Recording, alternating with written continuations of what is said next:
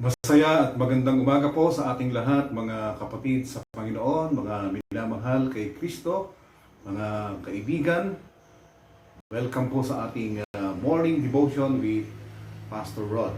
Opo, lagi po natin ugaliin, mag-devotion, mag-aaral ng salita ng Diyos upang tayo po ay maging malakas na Kristiyano at tayo po ay gagamitin ng ating Panginoon. Pagpapatuloy po natin ang ating pag-aaral ngayong umaga at ang ating pong pag-aaralan ay Be Strong in the Lord.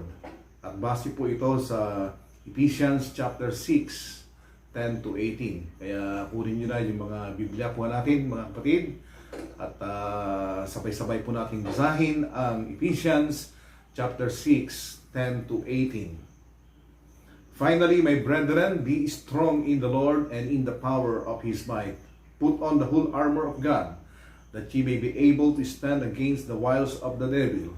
For we wrestle not against flesh and blood, but against principalities, against powers, against the rulers of the darkness of this world, against spiritual wickedness in high places.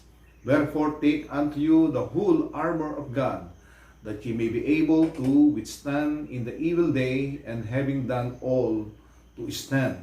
Stand therefore, having your loins girt about with truth, and having on the breastplate of righteousness, and your feet shod with the preparation of the gospel of peace. Above all, taking the shield of faith, wherewith ye shall be able to quench all the fiery darts of the wicked.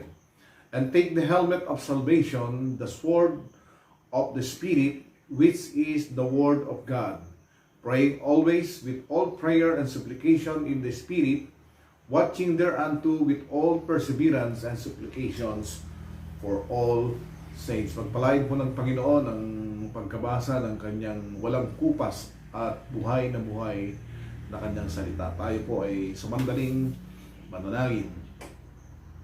Amang banal, salamat po sa masaya at magandang umaga na ibinigay niyo po sa amin, na kung saan kami po ay makapag-aral muli ng inyong salita. Patawad sa lahat ng aming mga nagawang kasalanan, Lord. Palakasin niyo po kami upang kami po ay maging magtagumpay sa aming pakikibaka bilang mananampalataya, at ang aming pong buhay ay magagamit po ninyo, Lord, upang maipamahagi ang Ebanghelyo ni Kristo at ipamuhay po namin ang mga bagay na nagbibigay kalugod-lugod sa inyong harapan, Panginoon. Salamat po sa mga nanonood at salamat po sa inyong salita. Sa pangalan ni Jesus. Amen. So, kumusta po ang ating gising, mga kapatid? Salamat po sa lahat ng mga nanonood, lagi pong nanonood, at i-share rin po natin itong video na ito. Mapapanood rin po ito sa YouTube channel natin, Channel of Blessings. So, ngayon po ay paano po tayo magiging strong sa ating Panginoon? Una, napag-aralan natin kahapon na dapat meron po tayong strong desire to be strong in the Lord. No? Gusto natin na lumakas, katulad po sa ating physical na buhay, gustong-gusto po natin lumakas. No? Pag nagkakasakit po tayo, ay nagpapadoktor, nag-exercise para humabang ating buhay at ma-enjoy natin. No? Ganun rin ang ating spiritual na buhay.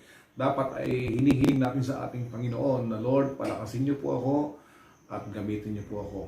At makikita rin natin dito sa ating napag-aralan, dapat po tayong maging malakas dahil tayo po ay nakikibaka araw-araw. Meron po tayong kalaban, that is a reality in this life.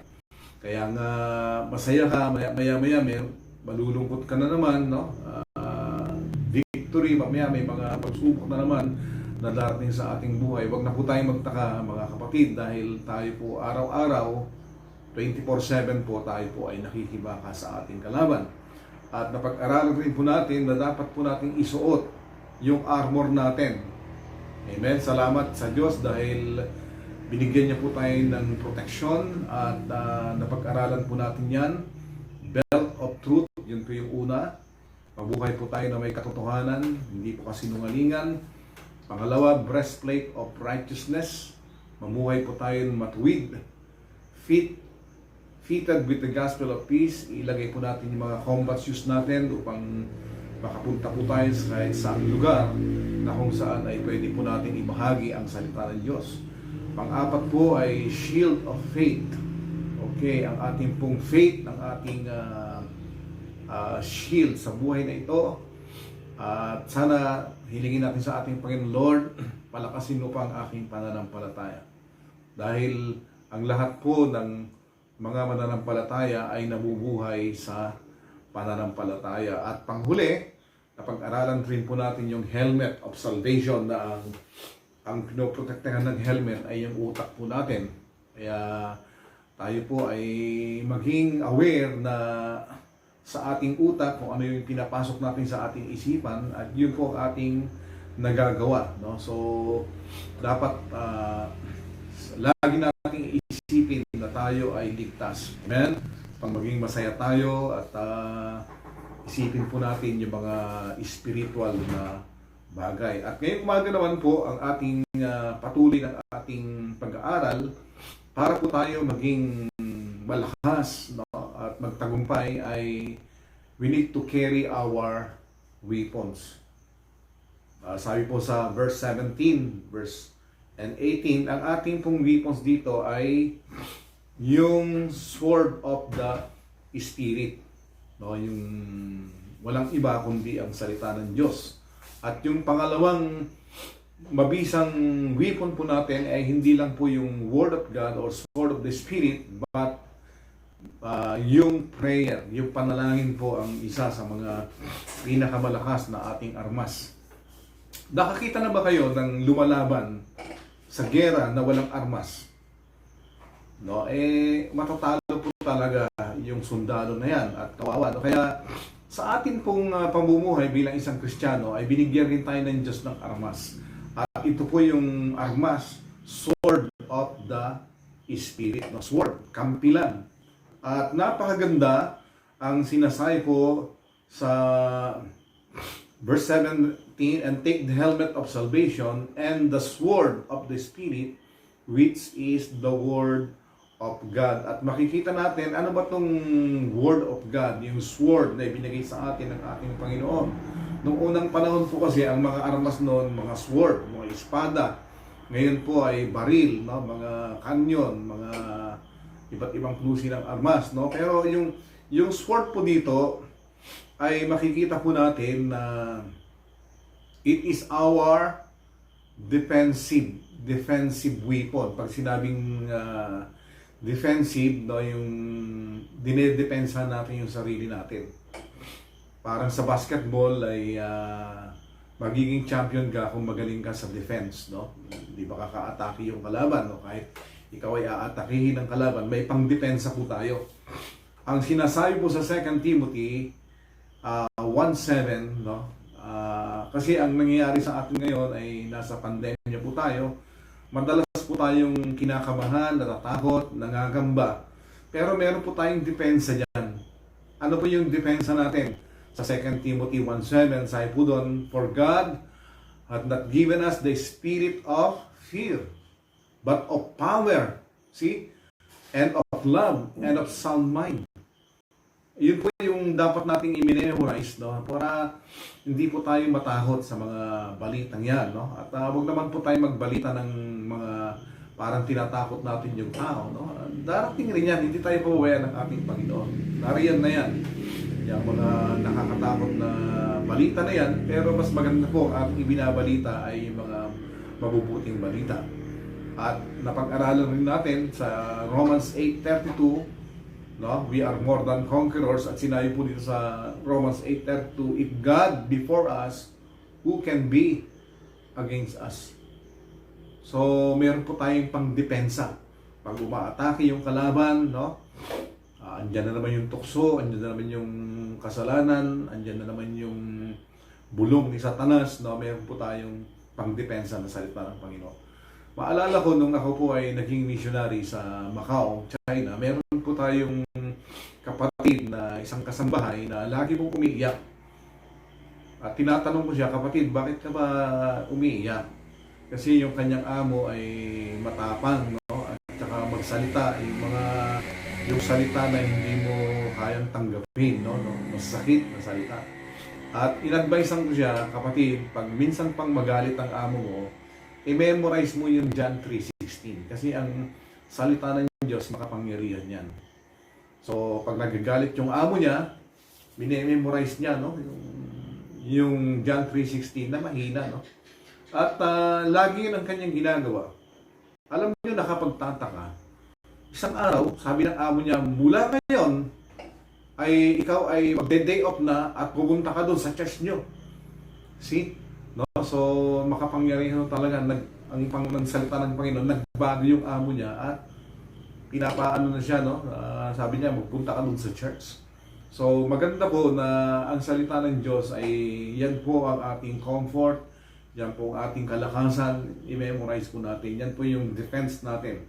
At nung weapon po natin ito, yung sword of the Spirit o ang salita ng Diyos, is our offensive weapon, no? Offensive naman, no? Yung pang-atake, no? At marami mga na-inventong atas na pag inatake ka, wala ka na talagang ligtas. At maganda, hindi lang po tayo nagde-defense, no? Nagde-depensa sa ating mga sarili, kundi mayroon rin po tayong pang-atake. At napakaganda ang sinabi sa Hebrews 4:12, sapagkat ang salita ng Diyos ay buhay. See? At mabisa at matalas kaysa alinmang tabak na may dalawang talim. No, napakatalas po itong salita ng Diyos.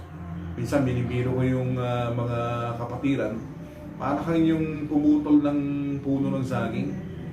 Yung ginaganon mo pa lang putol na yung saging. Ganun po katalas, no, yung tabak na yan, no. Ganun po ang salita ng Diyos, napakatalas po. At ipagpatuloy po natin ang sinabi sa Hebrews 4:12, at bumabaon, no, bumabaon hanggang sa paghihiwalay ng kaluluwa at espiritu. Tagus-tagus po talaga. Kaya talagang tinatamaan yung tao. At kami naman mga pastor ay hindi po nagpapahaging lang. Talagang pinapatamaan po natin. Nakakita na ba kayo ng bumabaril na pinapahagingan lang yung binabaril niya? Kundi talagang pag binaril niya, tatamaan niya. Ganun po ang salita ng Diyos. Bumabaon po hanggang sa paghihiwalay ng kaluluwa at espiritu, ng mga kasukasuan at ng utak, at madaling kumilala ng mga pag-iisip at mga haka ng puso, no? Nakikita niya pa yung ating kalooban, ating mga motibo. Ganun po kalakas ang salita ng Panginoon. Kaya dapat lagi nating hawak yung armas natin. Ang nakakalungkot lang ngayon, ang lagi nang hinahawakan ng tao ay yung cellphone. Kailan mo ba huling hinawakan ang salita ng Diyos, kapatid? At alam nyo, dapat ay mine-memorize natin yung salita ng Panginoon. No, ina-apply natin sa ating mga buhay at atin pong ibinabahagi. Ang sabi po sa Psalm 1:1-3, na pag ginawa po natin, na tayo po ay mahal natin ang salita ng Diyos, ay magiging mapalad po tayo. So hindi lang po nating armas, no, kundi overall, pag tayo po ay minamahal natin ang salita ng Diyos, babasahin ko sa inyo ang Salmo 1:1-3. Ang unang salita po dito, sabi doon, mapalad. Ano ba yung ibig sabihin ng mapalad? Punong-puno po ng kagalakan, punong-puno po ng blessing. Yun po ang ibig sabihin ng mapalad. Mapalad ang tao na hindi lumalakad sa payo ng masama, ni tumatayo man sa daan ng mga makasalanan, ni nauupo man sa upuan ng mga mangliliwa, kundi ang kanyang kasayahan ay nasa kautusan ng Panginoon. Ang kautusan po ng Panginoon, walang iba kundi ang Biblia. At sa kautusan niya ay nagbubulay-bulay siya araw at gabi. So, napakaliwanag naman ang ating pong pagbabasa, pagbubulay-bulay ng salita ng Diyos ay hindi lang po umaga, kundi araw at gabi. At ito po ang pangako ng Diyos sa verse 3, at siya'y magiging parang punong kahoy na itinanim sa siping ng mga agos ng tubig, na nagbubunga sa kanyang kapanauhunan, at ang kanyang dahon na may hindi malalanta, at anumang kanyang gagawin ay giginhawa. No? lahat ng ating gagawin ay pagpapalain ng ating Panginoon. So, para tayong puno na itinanim sa siping ng mga agos ng tubig, malago yung puno na yan, makapal ang mga dahon, at alam nyo, pag may maraming naiinitan, ang sarap na sumilong doon sa SM. Ano yung SM? Silong ng mangga, no? Ang ganda ng hangin, no? Marerefresh ka. At napakaganda na maraming tao rin ang marerefresh sa buhay natin, mga minamahal. At ang sabi niya, ang dahon niya hindi malalanta. See? At ang maganda niyan, lahat daw po ng ating gagawin ay giginhawa. And everything he doeth shall prosper. Ayun po ang sinabi sa English, giginhawa, at tayo po ay magiging mapalad. So yun po ang ating armas. Kung nais po nating lumakas at tayo po ay magtagumpay sa ating pakikibaka, lagi po nating hawakan yung mabisang armas natin, walang iba kundi ang salita ng Diyos. At pangalawang mabisang armas na dapat nating hawak-hawak ay walang iba kundi ang panalangin. Maliwanag sa verse 18 na magsipanalangin kayo sa Espiritu ng lahat ng panalangin at daing sa buong panahon at magpuyat sa buong katiyagan at daing na patungkol sa lahat ng mga banal. So, sabi po sa English, praying always. So, hindi po pag ikaw ay nasa mood, nagpe-pray ka, kundi kahit mahirap ang kalalagayan po natin, you pray. Merong kasabihan sa English, when it is hard to pray, pray hard. See, always po. And pray in the power of the Holy Spirit. So, ibig sabihin na hindi ka lang nagpe-pray na parang automatic, no? Mechanical prayer, kundi hilingin natin ang gabay ng Espiritu sa ating panalangin, at dapat manalangin po tayo na may kapangyarihan, no? With perseverance. Yung tayo po ay, sabi dito, magpuyat sa buong katiyagaan, no? So, matyaga po tayo nagpe-pray, hindi po tayo sumusuko, pray lang po tayo ng pray. At napakaganda po na yan po ang ating magiging practice. At sabi po dito, at daing patungkol sa lahat ng mga banal. Praying for the believers. No, marami po tayong pwedeng ipag-pray. Pag-pray natin yung pamilya natin, mga kaibigan natin, ang gawain ng Diyos. Napakarami ang dapat nating hilingin. No? Ayun po yung sinasabi sa ating verse 18. Okay? Always in the power of the Spirit with perseverance and praying for the believers. At alam niyo po ba, napakaganda yung sinasabi po ng Ephesians 3:20. Now unto Him that is able to do exceeding abundantly above all that we ask or think, according to the power that worketh in us. God is able to answer our prayers. Yun po ang ibig sabihin niyan ng may kapangyarihan. At sinasabi rin po dun sa Hebrews 11:6, He is a rewarder of them that diligently seek Him. No? Siya po yung magbibigay ng reward. Ibig sabihin, didinggin ng Panginoon ang ating panalangin kung tayo po ay matyaga na nanalangin sa Kanya. Kaya nga, nung siya po ay nanalangin sa Garden of Gethsemane, sinabi niya sa mga apostles niya, okay, manalangin kayo dito, at dito naman ako banda, at tayong lahat ay manalangin. At nung siya po ay nanalangin ng mga isang oras na, bumalik po siya sa mga disciples, nakita niya natutulog. Kaya ang sabi po dito sa Matthew, no, at lumapit siya sa mga alagad at sila'y kanyang naratnang nangatutulog, at sinabi kay Pedro, ano? Hindi kayo maaring makipagpuyat sa akin ng isang oras. So sinasabi po ng Diyos na hindi ba kayo pwedeng manalangin ng isang oras? At nung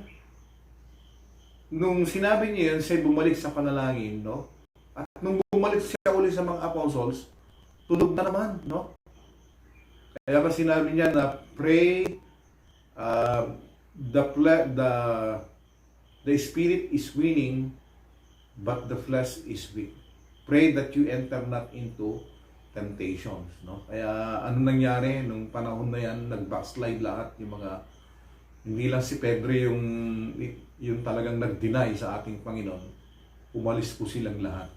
At kaya mahalaga po na tayo po ay laging nanalangin para hindi po tayo mag-backslide at hindi po natin iwan ang ating Panginoon. Kaya pwede po natin gawin yan. Isang oras, no? So, pag hindi ka pa sanay sa mahabang panalangin, maybe siguro 5 minutes in the morning, 5 minutes sa tanghali, at 5 minutes sa gabi. Total of 15 minutes. At pag tumatagal na, 10 minutes, 10 minutes, 10 minutes, that is 30 minutes.